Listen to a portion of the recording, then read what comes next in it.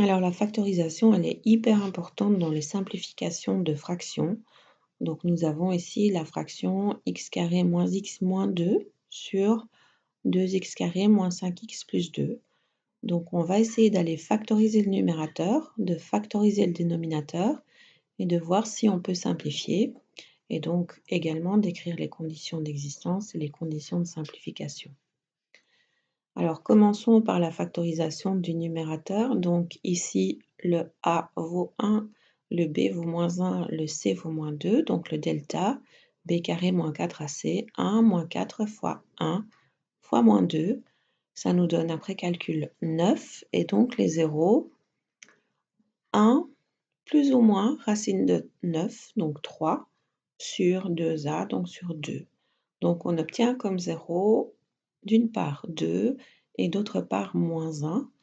Donc la forme factorisée, c'est a fois x moins x1 fois x moins x2.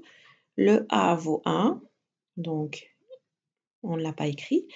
X moins 2 fois x moins moins 1, donc x plus 1. Donc la forme factorisée du numérateur, c'est x moins 2 fois x plus 1. Alors on recommence, mais cette fois-ci on part du dénominateur. Donc le a vaut 2, le b vaut moins 5 et le c vaut 2. Donc on calcule le delta, donc 25 moins 4 fois 2 fois 2, donc 25 moins 16, ça nous donne 9. Donc 2 0 pour notre dénominateur, ce qui va nous mener à des conditions d'existence après. x1, x2 vaut 5 plus ou moins racine de 9, donc 3, sur 2a, donc sur 4. Donc d'une part, on obtient 8 sur 4, ça fait 2, et d'autre part, on obtient 2 sur 4, ce qui vaut 1 demi. Donc on va écrire la forme factorisée ici de ceci. Donc c'est a fois x moins x1 fois x moins x2. Donc le a valait 2, on l'écrit, x moins 2, qui vient de là, et x moins 1 demi.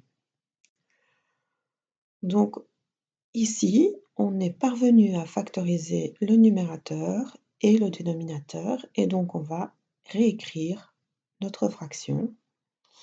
Allons-y, donc nous avons remplacé le numérateur par sa factorisation et nous avons remplacé le dénominateur par sa factorisation.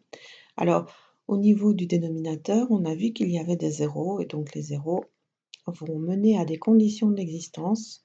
Le dénominateur doit être différent de 0, donc x doit être différent de 2 et x doit être différent de 1 demi. Voilà nos conditions d'existence écrites. Alors nous en sommes là et nous allons regarder, en fait ici on a du x-2 au numérateur et au dénominateur. Donc on va pouvoir le simplifier moyennant l'écriture de la condition de simplification.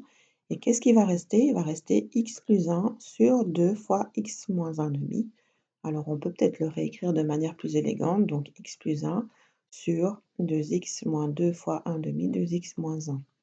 Alors on a simplifié par x moins 2, ça voulait donc dire que x moins 2 était différent de 0, on ne pouvait pas simplifier, et donc x était différent de 2. Donc la condition de simplification, c'est x finalement différent de 2.